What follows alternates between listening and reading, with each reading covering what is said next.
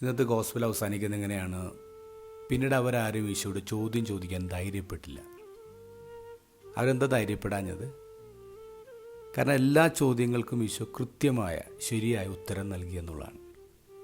പിന്നീട് അവർ ഈശോയോട് ചോദ്യം ചോദിച്ചില്ല, പക്ഷേ ഈശോയെ ചോദ്യം ചെയ്യൽ അവർ തുടർന്നുകൊണ്ടേയിരുന്നു. ശരിയായ ചോദ്യങ്ങൾ ചോദിക്കാത്തത് കൊണ്ടാണ് പല കാര്യങ്ങൾക്കും അവർക്ക് ക്ലാരിറ്റി കിട്ടിയില്ല. അവരുടെ അജ്ഞതയുടെ ഇരുട്ടിൽ തീർന്നു പോവാണ്. ചോദ്യങ്ങൾക്കൊരു ഗ്രേറ്റ് പവർ ഉണ്ട്. അത് ഏറ്റവും കൂടുതൽ മനസ്സിലാക്കിയിട്ടുള്ളത് നമ്മുടെ കുഞ്ഞുങ്ങളാണ്. 4 വയസ്സുള്ളൊരു കുട്ടി, പഠനങ്ങൾ പറയുന്നു, 4 വയസ്സുള്ളൊരു കുട്ടി ഒരു ദിവസം 437 ചോദ്യങ്ങളെങ്കിലും ചോദിക്കുന്നുണ്ട്.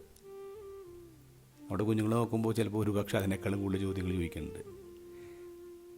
അങ്ങനെ ചോദ്യങ്ങൾ ചോദിക്കാൻ ചോദ്യത്തിന് പവർ ഉണ്ടെന്നുള്ള കുഞ്ഞുങ്ങൾ മനസ്സിലാക്കിയിട്ടുണ്ട്. അത് മനസ്സിലാക്കിയിട്ടുള്ള ഒരാളാണ് ക്രിസ്തു. നമ്മൾ 4 ഗോസ്പലെടുത്ത് വായിക്കുമ്പോൾ ക്രിസ്തു ചോദിച്ച ചോദ്യങ്ങൾ ഇങ്ങനെ എഴുതി വെച്ചാൽ നമുക്ക് കാണാം 300 ചോദ്യങ്ങളാണ് ക്രിസ്തു ചോദിക്കുന്നത്. ശിഷ്യന്മാരോട് നിങ്ങൾ എന്തിനാ പേടിക്കുന്നത് പലതവണ ചോദിച്ചിട്ടുണ്ട്. പത്രോസിനോട് ഞാൻ ആരെന്നാണ് നീ പറയുന്നത്, നീ സുഖപ്പെടാൻ ആഗ്രഹിക്കുന്നുണ്ടോ എന്ന് രോഗിയോട് ചോദിക്കുന്നുണ്ട്.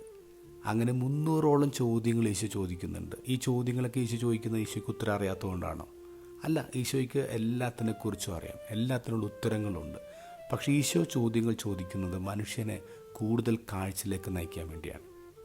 ഇങ്ങനെ പറയാറുണ്ട്, good questions inform but great questions transform. നമ്മൾ മാറ്റും എന്ന് പറയാം. അപ്പോൾ ചോദ്യം ചോദിക്കാതിരിക്കലല്ല, ചോദ്യങ്ങൾ ചോദിക്കാനുള്ള ധൈര്യം ഉണ്ടാവണം.